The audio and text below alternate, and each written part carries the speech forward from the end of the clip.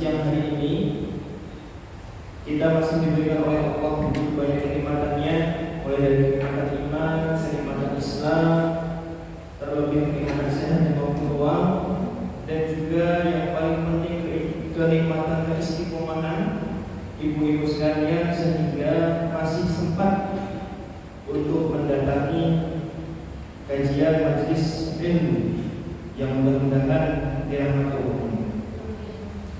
Sebelumnya tadi saya kira di sini saya salah jadwal. Belum ada siapa-siapa, saya salah jadwal. Ternyata betul. Padahal saya dari waktu sudah saya tempatkan. Saya telah 10 menit lagi. Ternyata sampai sini masih ada yang telat. Tapi alhamdulillah tidak apa-apa. Yang penting masih tetap mau ngaji, masih semangat bagaimanapun dan bagaimanapun keadaannya. Dan alhamdulillah siang hari ini terang, cerah, udaranya sejuk, sehingga enak dibuat untuk tidur. Dibuat untuk ngaji tapi dibuat untuk tidur. Mari kita syukuri kenikmatan tersebut, khususnya kenikmatan keistiqomahan, karena saya yakin ibu-ibu sekalian pasti memiliki kesibukan masing-masing. Sibuk ngurusin pekerjaan, sibuk ngurusin rumah dan lain sebagainya. Akan tapi di sela-sela kesibukan tersebut masih diberikan oleh Allah kekuatan, diberikan oleh Allah semangat untuk mendatangi kajian ini. Mudah-mudahan siang hari ini kita memohon pada Allah bersama-sama. Mudah-mudahan Allah memberikan kita ilmu yang bermanfaat, yang dapat kita pakai di dunia dan menjadi amal soleh untuk di akhirat. Kedua kalinya salawat dan salam semoga senantiasa tercurahkan kepada junjungan kita Nabiullah Muhammad sallallahu alaihi wasallam yang telah membawa dini Islam dari zaman jahiliyah menuju zaman Islamnya seperti sekarang ini. Dan juga salawat dan salam tercurahkan kepada keluarga beliau, istri-istri beliau, sahabat-sahabat beliau, serta kita selaku umatnya yang senantiasa istiqomah dalam menjalankan sunnah-sunnah. Ibu-ibu jemaah rahimakumullah, alhamdulillah pada siang hari ini kita sudah sampai hadis ke-9 dari pembahasan kitab Al-Arba'in An-Nawawiyah. Artinya kita sudah sampai pertemuan ke-9. Alhamdulillah setiap pertemuan kita bisa laksanakan dengan lancar. Dalam hadis yang ke-9 ini secara global hadisnya membahas tentang ada sebuah larangan dari Rasulullah yang harus kita tinggalkan dan ada perintah dari Rasulullah yang harus kita laksanakan. Intinya seperti itu. Langsung saja saya bacakan hadisnya. An Abi Hurairah Abdurrahman bin Sakhr radhiyallahu anhu qala sami'tu Rasulullah sallallahu alaihi wasallam yaqul ma nahaytukum anhu fajtanibuhu wa ma amartukum bihi fa'tu minhu mastata'tum fa innama ahlakal ladzina min qablakum kasratu masailihim wa ikhtilafuhum ala anbiya'ihim. Artinya secara datanglah dari Abu Hurairah yaitu Abdurrahman bin Sakhr radhiyallahu anhu, ia berkata bahwa aku mendengar Rasulullah sallallahu alaihi wasallam bersabda, "Man nahaytukum anhu fajtanibuhu," segala sesuatu yang aku larang, yang Rasulullah larang, fajtanibuhu maka jauhilah, maka tinggalkanlah, jauhilah. Wa ma amartukum bihi fa'tu minhu mastata'tum, dan apa yang aku perintahkan kepada kalian maka kerjakanlah semampu kalian. Fa innama ahlakal ladzina min qablakum, sesungguhnya kaum-kaum sebelum kalian itu hancur, binasa, kasratu masailihim, karena mereka kebanyakan tanya, wa khilafum ala anbiya'ihim, dan mereka menyelisihi nabi-nabi mereka. Rawahu Al-Bukhari wa Muslim, hadis riwayat Al-Bukhari dan Muslim. Seperti biasa sebelum kita membahas matanya, isinya, mari kita terlebih dahulu membahas siapakah perawi hadis ini. An Abi Hurairah Abdurrahman bin Sakhr, dari Abu Hurairah. Mungkin ibu-ibu sudah familiar dengan nama Abu Hurairah. Tapi sebetulnya Abu Hurairah itu bukan nama. Abu Hurairah itu bukanlah nama. Akan tetapi Abu Hurairah itu adalah sebutan lakop atau kunyah.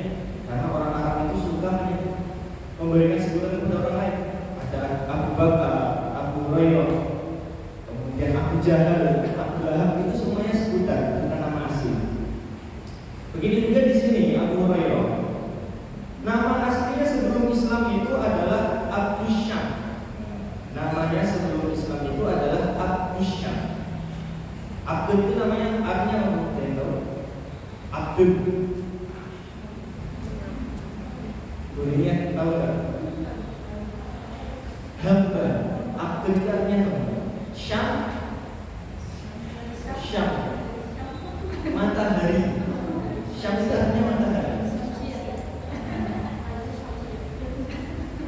Artinya Abdus Syam adalah hambanya matahari.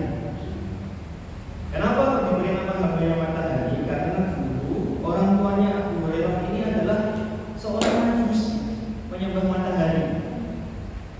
Orang tuanya penyembah matahari, sehingga anaknya ketika lahir diberi nama Abdus Syam, hambanya matahari. Nah, kemudian setelah Abu Hurairah ini masuk Islam, bertemu dengan Rasulullah, namanya diganti dengan Abdurrahman. Namanya diganti dengan Abdurrahman, hambanya Ar-Rahman. Nah, ini juga penting. Kebanyakan orang-orang Indonesia ketika memberi nama banyak yang kurang tepat. Misalkan memberi nama itu Rahman, memberi nama Rahim, memberi nama anaknya Malik, Aziz, sebetulnya itu kurang tepat. Kenapa? Karena nama-nama tersebut itu adalah nama Allah. Jadi kita tidak boleh mensifati diri kita dengan sifat Allah. Namanya Malik itu tidak boleh. Yang boleh, yang lebih tepat, depannya itu diberi kata Abdul. Abdurrahman, hambanya Ar-Rahman, maksudnya hambanya Allah. Abdul Rahim, Abdul Malik, Abdul Qudus, Abdul Aziz, dan seterusnya. Kadang-kadang orang Indonesia juga ngasih nama kelihatan keren, sebetulnya itu dalam bahasa Arab gak pas. Ada namanya Hamam, Muhammad Hamam. Ada yang tahu Hamam artinya apa? Muhammad Hamam. Hamam artinya kamar mandi. Muhammad Hamam, Muhammad kamar mandi kan bukan pas. Tidak pas. Kelihatannya keren bahasa Arab, ternyata salah.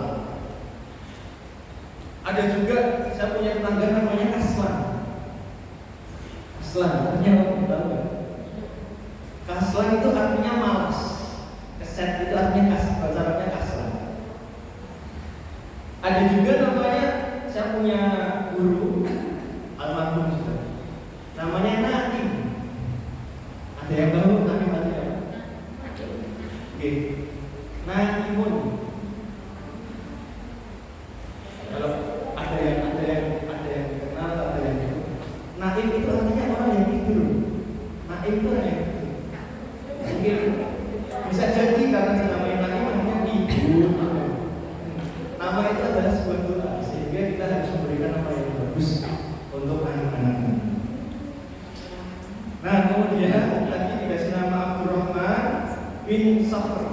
Sakhr itu nama bapaknya, Ad-Dausi nama tempat asalnya. Kemudian kenapa kok bisa disebut Abu Hurairah? Bahkan sampai sekarang terkenalnya pun Abu Hurairah. Di dalam kitab-kitab hadis pun, mulai dari hadis Bukhari, hadis Muslim dan seterusnya, disebutnya dengan nama Abu Hurairah. Ceritanya karena Abu Hurairah atau Abdurrahman ini suka kucing. Kucing dalam bahasa Arab ada dua. Yang pertama itu kitun. Kitun artinya kucing. Tapi kucing rumah. Kucing yang juga di rumah namanya kitun. Yang kedua dirham. Dirham itu artinya kucing juga.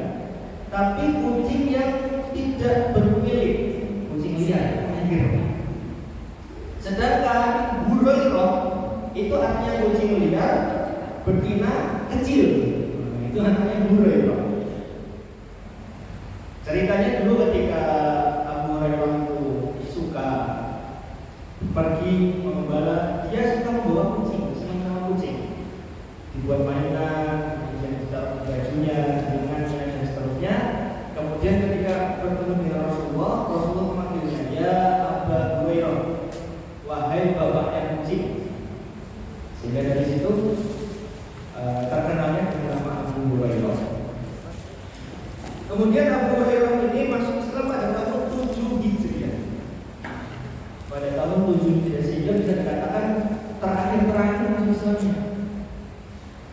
Dan ketika dia masuk Islam ini, Ibu, orang tuanya itu tidak mau masuk Islam. Dia punya orang tua, masih punya ibu, tapi ibunya tidak mau masuk Islam. Diceritakan setiap hari dia senantiasa mendakwahi ibunya untuk masuk Islam, ikut agama Muhammad, agama yang penuh kasih, agama itu agama yang sempurna, agama yang indah dan seterusnya. Setiap hari didakwahi hingga berjalan beberapa tahun. Dan suatu ketika Abu Hurairah ini mendakwahi ibunya tidak mau bahkan sampai menghina Rasulullah. Tidak mau sampai menghina Rasulullah, menjelek-jelekan Rasulullah. Ketika tahu ibunya seperti itu, Abu Hurairah menangis sejadi-jadinya. Langsung datang kepada Rasulullah, cerita kepada Rasulullah, wahai Rasulullah, ini ibuku. Dia tidak mau masuk Islam, Rasulullah. Sudah lama saya mendakwahkannya. Akan tetapi hari ini saya sakit hati karena beliau menghina engkau. Tolonglah saya untuk memasukkan ibu saya ke dalam Islam. Kemudian setelah itu Rasulullah mengangkat tangannya, kemudian berdoa, Allahumma hdi umma Abi Hurairah. Itu akan Rasulullah, Allahumma hdi umma Abi Hurairah. Ya Allah, berikanlah hidayah kepada ibunya Abu Hurairah. Nah, ini juga mungkin kalau misalkan dengan punya saudara yang masih non muslim bisa pakai doa ini, Allahumma hdi, sebutkan namanya siapa, Allahumma hdi, ya Allah berikanlah hidayah, berikanlah petunjuk kepada siapa. Nah, setelah didoakan Rasulullah itu, Abu Hurairah pulang ke rumah ibunya.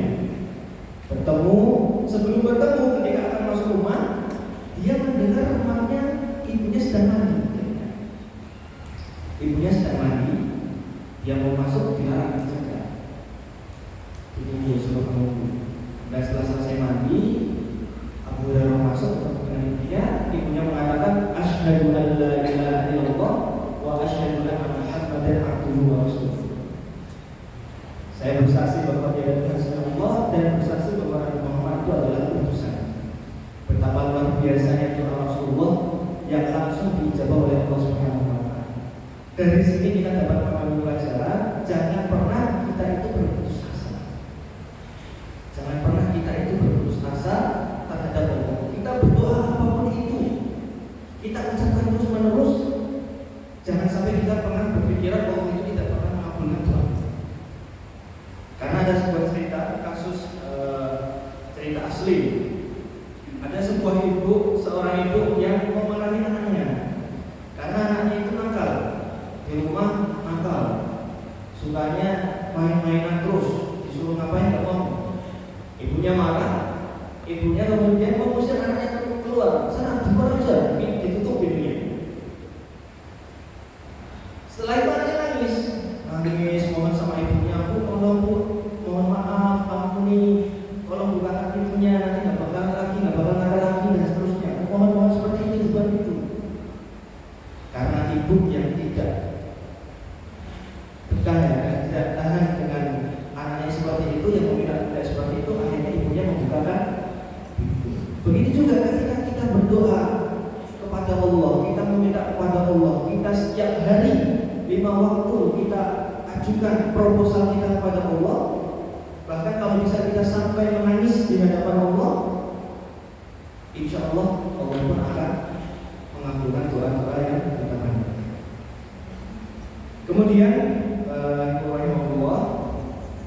Abu Hurairah ini juga termasuk sahabat yang paling banyak meriwayatkan hadis. Dia tercatat dalam kitab-kitab hadis meriwayatkan 5.374 hadis. 5.374 hadis dan paling banyak dibandingkan sahabat-sahabat yang lain. Kenapa bisa seperti itu? Karena Abu Hurairah ini hidupnya di Masjid Nabawi. Dia gak pulang ke rumah ibunya, tetapi dia lebih memilih tinggal di Masjid Nabawi yang dekat dengan Rasulullah. Sehingga setiap hari ketika Rasulullah kemanapun beliau pergi, beliau selalu mengikutinya. Abu Hurairah bagaimana melihat caranya Rasulullah berjalan, melihat bagaimana cara Rasulullah makan, bagaimana perkataan Rasulullah yang disampaikan itu apa, perilakunya Rasulullah itu seperti apa, diamati betul-betul oleh Abu Hurairah. Sehingga dari situ dia menghafal, kemudian dia sampaikan kepada sahabat dan sahabat yang lain. Sehingga sangat banyak 5.374 hadis, padahal beliau hanya 3 tahun hidup bersama Rasulullah. Kemudian Abu Hurairah ini juga termasuk ahli suffah. Ahli suffah itu adalah orang-orang yang hidupnya di masjid tadi.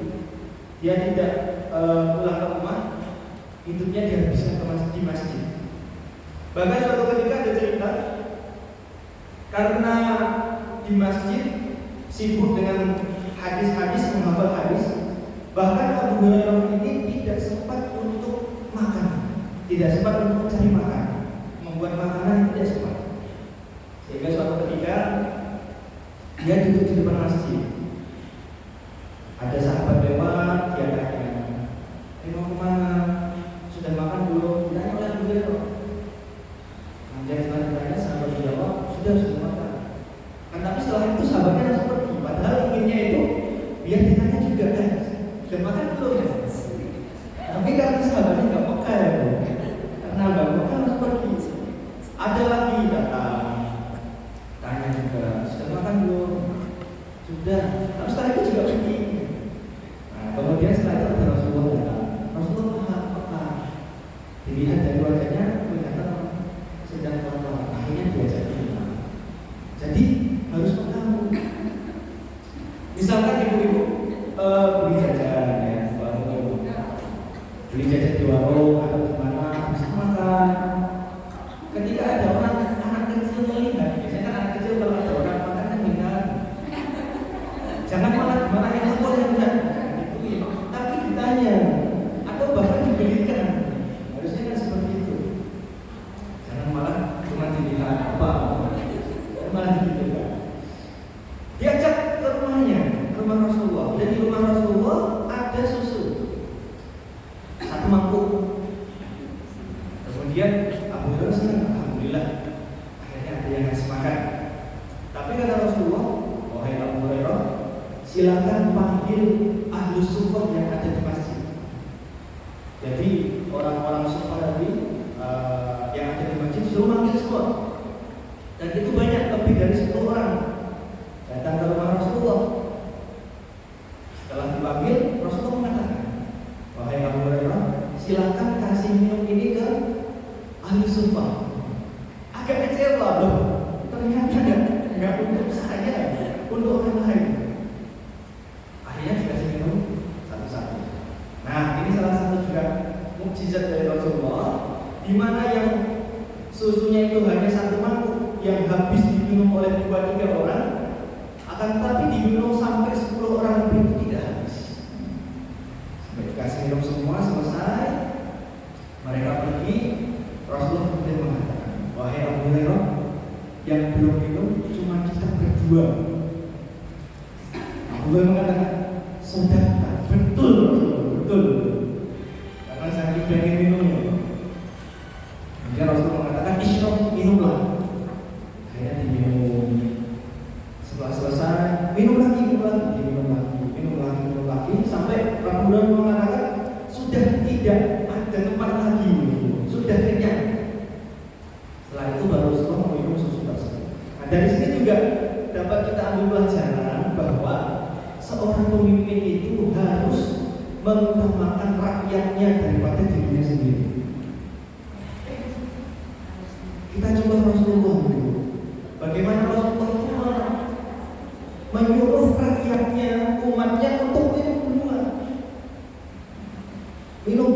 semuanya udah kepaki darahnya, alhamdulillah darahnya, baru Rasulullah minum. Sekarang kan tidak seperti itu. Pemimpin-pemimpin sekarang pengennya enak, yang pengenin yang enaknya, yang susahnya tidak mau. Inilah salah satu bentuk kepemimpinan Rasulullah yang bisa untuk kita tiru. Kemudian Abu Hurairah ini wafat di Madinah pada tahun 57 Hijriah. Wafat di Madinah pada tahun 57 Hijriah. Kita masuk ke hadisnya. Dalam hadis dikatakan, "Ma nahaytukum anhu fajtanibuhu." Apa yang aku larang terhadapmu, fajtanibuhu, maka jauhilah. Bukan hanya Rasulullah mengatakan maka tinggalkanlah, tidak, akan tetapi jauhi. Mendekati saja tidak boleh. Mendekati saja tidak boleh, harus kita jauhi.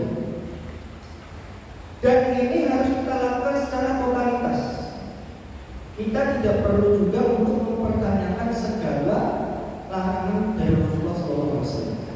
Misalkan Rasulullah melarang kita untuk minum khamr. Kenapa tidak boleh? Kita tidak boleh menanyakan seperti itu. Rasulullah mengharapkan kita untuk berbuat zina. Kenapa tidak boleh? Kita perlu menanyakan. Rasulullah mengharapkan riba. Ya tidak boleh. Kenapa tidak boleh? Ya tidak boleh, harus ditanyakan. Dan kita harus menjauhinya secara totalitas. Tidak boleh terbang pilih mana yang harus kita hindari, mana yang tidak. Kemudian sejatinya karena larangan-larangan semuanya yang ada di dalam Al-Quran maupun yang ada di dalam hadis untuk kemaslahatan kita sendiri, kemaslahatan umat Islam, kebaikan kita sendiri, yang akan memperoleh manfaatnya itu kita sendiri. Misalkan dalam masalah khamr, kenapa khamr tidak diperbolehkan? Karena itu sangat berbahaya untuk kesehatan, sangat berbahaya untuk pikiran. Karena dari khamr itu nanti akan menimbulkan maksiat-maksiat yang lain. Makanya dilarang. Kenapa kok riba diharamkan? Kenapa kok riba dilarang oleh Islam, oleh Rasulullah? Karena akan terzolimi orang lain. Orang lain susah, bukannya ditolong, akan tapi justru dibebankan dengan riba. Kenapa Rasulullah mengharamkan berzina, tidak boleh berzina? Karena sangat berbahaya. Bagaimana nanti nasib anaknya? Sebagaimana sangat banyak ketika sudah hamil di luar nikah, anaknya tidak diurus, dibuang, kasihan. Padahal banyak yang ingin memiliki anak belum dikasih sama Allah. Tapi ketika dikasih malah justru dibuang. Kemudian wajib menahan diri dari setiap apa yang dilarang oleh Nabi, baik sedikit maupun banyak. Kita tidak diperbolehkan korupsi, ngambil hak milik orang lain, baik sedikit maupun banyak tidak diperbolehkan. Meskipun uang cuma 500, uang cuma 1.000, 10.000, jangan sampai untuk kita ambil, karena bukan milik kita. Kemudian para ulama mengatakan, misalkan Sahal Al-Tusturi, beliau mengatakan perbuatan baik dapat dilakukan oleh orang baik dan orang durhaka, tetapi kalau meninggalkan maksiat hanya bisa dilakukan oleh orang-orang yang jujur dengan keimanannya. Karena memang meninggalkan sesuatu itu memang betul-betul hanya orang-orang yang jujur, orang-orang yang ikhlas dalam keimanannya. Orang yang sholat masih korupsi masih banyak. Orang yang sholat akan tetapi masih mencuri masih banyak. Orang yang sholat akan tetapi ketika ada kewajiban zakat tidak mau bayar zakat masih banyak. Karena perbuatan meninggalkan maksiat itu hanya dilakukan oleh orang-orang yang betul-betul ikhlas, betul-betul jujur dalam keimanannya. Hasan Al-Basri beliau mengatakan tidak ada ibadah yang paling utama selain meninggalkan apa yang Allah larang. Ibadah yang paling utama itu meninggalkan apa yang Allah larang. Tidak mencuri, berzina, minum khamr, ghibah salah satunya juga, mengomongkan aib orang lain, mencela orang lain, berkata kotor, dan seterusnya. Maimun bin Mihran beliau mengatakan zikir dengan lisan itu bagus, tetapi yang lebih bagus adalah seorang hamba yang mengingat Allah ketika ingin maksiat lalu dia tinggalkan. Seperti kisahnya Nabi Yusuf alaihissalam, di mana ketika beliau berada di istana pemerintahan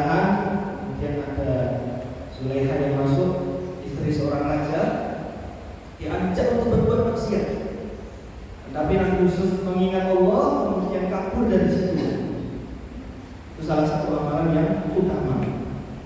Ibnu Mubarak juga mengatakan, aku menolak 1 dirham yang mengandung syubhat, tapi aku cintai daripada sedekah 100-200 dirham. Meninggalkan syubhat, misalkan dapat uang, misalkan itu di kantor, tiba-tiba ada uang di mejanya, tidak tahu ini uang dari siapa. Beliau meninggalkan itu lebih utama daripada uangnya tadi digunakan untuk sedekah, digunakan untuk membangun masjid dan sebagainya. Karena ada kasus seorang pejabat korupsi dan uangnya ketika ditanya dibuat apa? Dibuat bantu fakir miskin, dibuat untuk membangun masjid, dibuat untuk santunan anak yatim dan seterusnya. Nah, ini tidak diperbolehkan. Karena meninggalkan sesuatu yang haram itu lebih utama daripada melakukan sesuatu yang sunnah. Kemudian Umar bin Abdul Aziz juga mengatakan, takwa bukan hanya sekedar qiyamul lail, bukan hanya sekedar puasa, akan tetapi takwa juga adalah melaksanakan kewajiban dan meninggalkan apa yang Allah larang. Jadi iman itu bukan hanya melaksanakan, akan tetapi juga meninggalkan. Dari sini juga diambil sebuah kaidah, al-aslu fil asya'i al-ibahah hatta yakuna dalil 'ala tahrimihi. Segala sesuatu pada dasarnya adalah boleh sampai ada dalil yang mengharamkannya. Ini terkait dengan masalah makanan, misalkan ketika ibu-ibu ditanya atau ada yang bingung, Ustaz, bagaimana hukum memakan daging, misalkan daging apa itu? Jerapah. Bagaimana Ustaz contoh hukum makan daging jerapah? Apakah boleh atau tidak? Pada dasarnya itu diperbolehkan. Kenapa diperbolehkan? Karena tidak ada dalil yang mengharamkan. Tidak ada dalil yang mengharamkan, maka diperbolehkan. Misalkan minum, Ustaz, bagaimana hukumnya minum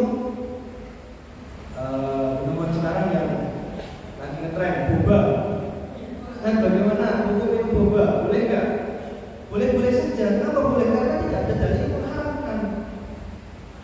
Dan boba itu bukan termasuk khamr, karena minuman yang haram, yang jelas haramnya adalah khamr, maka diperbolehkan. Atau pakaian, Ustaz, bagaimana hukumnya memakai sarung batik? Karena dulu sempat pernah pikir juga, sarung masa sarung batik, apakah diperbolehkan? Boleh, karena tidak ada yang melarang. Tidak harus kita itu memakai jubah kayak orang Arab itu juga. Pakaian seperti orang Arab itu tidak seperti itu. Atau permainan dan sebagainya, pada dasarnya semuanya adalah halal setelah ada dalil yang mengharamkan. Kemudian penjelasan hadis yang selanjutnya, wa ma amartukum bihi fa'tu minhu mastata'tum. Segala sesuatu yang aku perintahkan, maka kerjakanlah semampu kalian.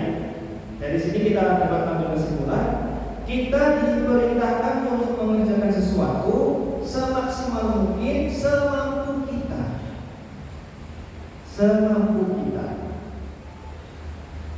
Dan mampu di sini adalah batas maksimal jiwa kita yang bisa kita lakukan. Misalkan puasa, Allah memerintahkan kita untuk berpuasa, maka selagi jiwa kita itu kuat untuk berpuasa, kita harus lakukan itu. Jangan sampai kita berpikir, gak kuat kayaknya puasa, panas, kayaknya nanti bakalan buka, gak kuat. Tidak boleh seperti itu, karena jiwa kita itu sehat. Kemudian juga ibadah tidak boleh menyusahkan dan menyakiti diri. Misalkan masalah sholat ketika bisa berdiri, monggo berdiri. Kalau tidak bisa berdiri, Rasulullah mengatakan bil qa'id, dengan duduk. Jangan dipaksakan ibu. Kalau memang misalkan kakinya sakit karena habis jatuh, karena pengen sholat masih dengan berdiri, padahal secara fisiknya itu tidak kuat, maka tidak boleh seperti itu. Tidak boleh memaksakan. Misalkan puasa juga. Puasa ketika jenengan itu sakit dalam perjalanan, boleh untuk tidak berpuasa, dibatalkan itu boleh. Jangan sampai memaksakan. Pengen puasa daripada nanti ganti mengkodok di bulan yang lain, males kan? Akhirnya dipaksa puasa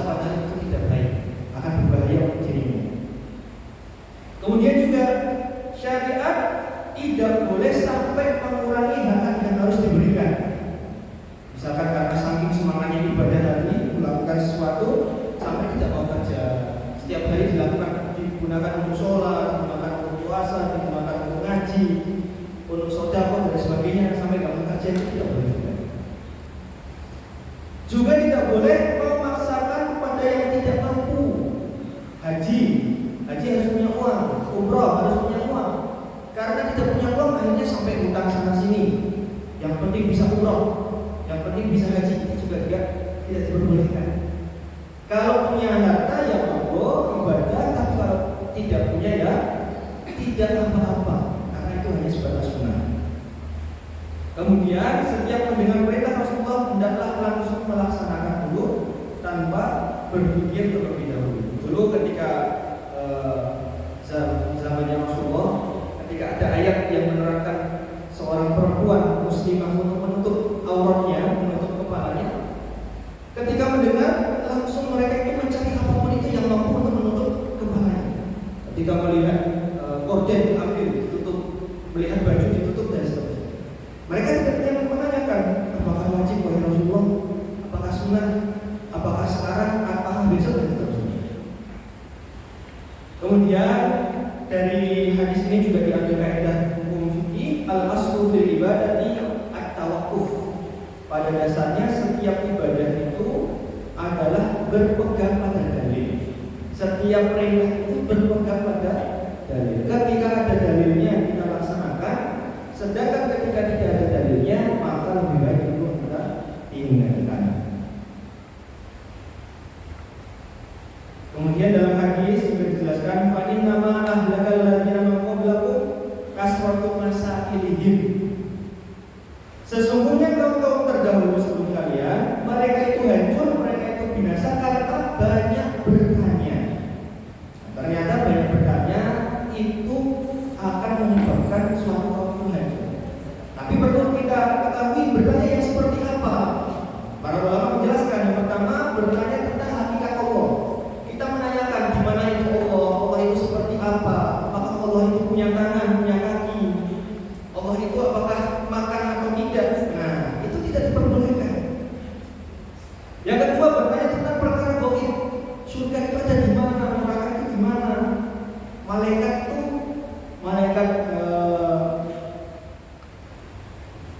Israfil yang meniup sangkakala, tugasnya kan meniup sangkakala. Terus sekarang malaikatnya ngapain? Masak anggur.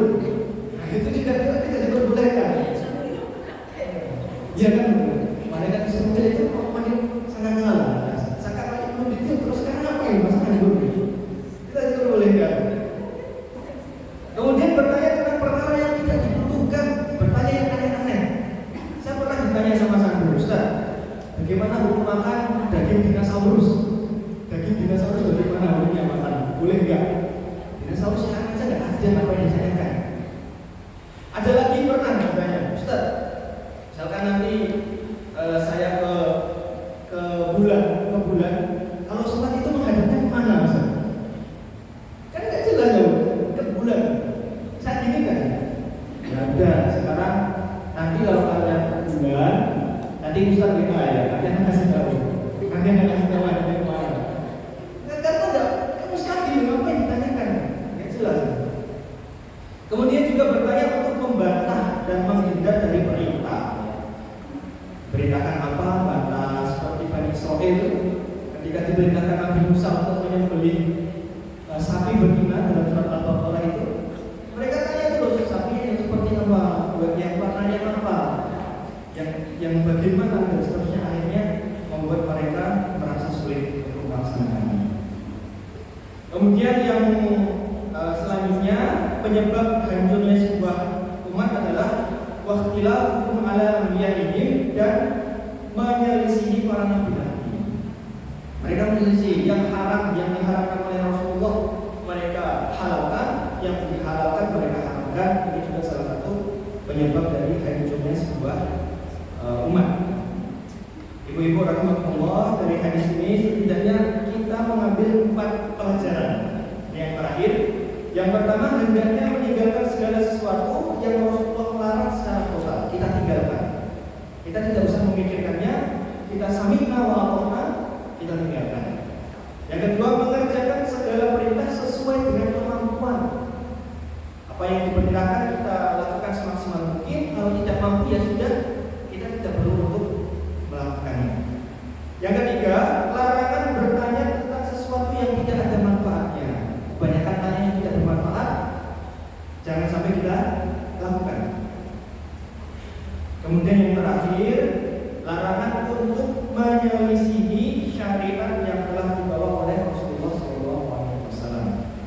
dilarang untuk menyelisihinya. Yang haram ya tetap haram, jangan sampai kita halalkan. Yang halal ya tetap halal, jangan sampai kita haram. Ibu-ibu jamaah rahmatullah, mungkin ini saja yang dapat saya sampaikan pada siang hari ini. Mudah-mudahan apa yang kita pelajari pada siang hari ini dapat bermanfaat untuk kita semuanya dan dapat menjadi bekal untuk kehidupan kita baik di dunia maupun di akhirat. Kurang lebihnya maaf, mohon wal qur'an wa maisturun, wassalamualaikum warahmatullahi wabarakatuh.